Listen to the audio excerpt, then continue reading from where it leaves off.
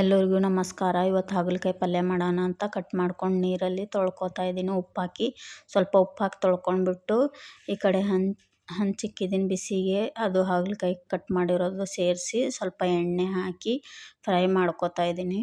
ಈ ಥರ ಫ್ರೈ ಮಾಡ್ಕೋಬೇಕು. ಕೆಂಪಗಾಗೋವರೆಗೂ ಸ್ವಲ್ಪ ಹುರ್ಕೋಬೇಕು. ಹಾಗಲಕಾಯಿನ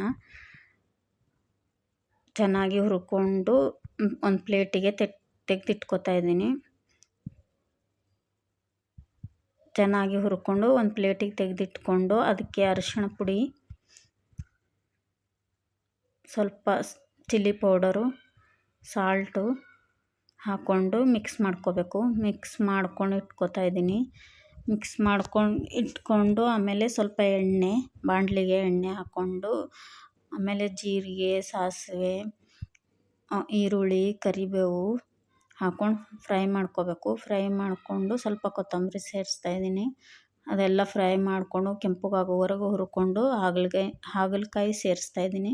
ಅದನ್ನು ಫ್ರೈ ಮಾಡ್ಕೋಬೇಕು. ಫ್ರೈ ಮಾಡಿಕೊಂಡು ಸ್ವಲ್ಪ ಪ್ಲೇಟ್ ಮುಚ್ಚಿ ಅದ್ರ ಮೇಲೆ ನೀರು ಸೇರಿಸ್ತಾ ಇದ್ದೀನಿ.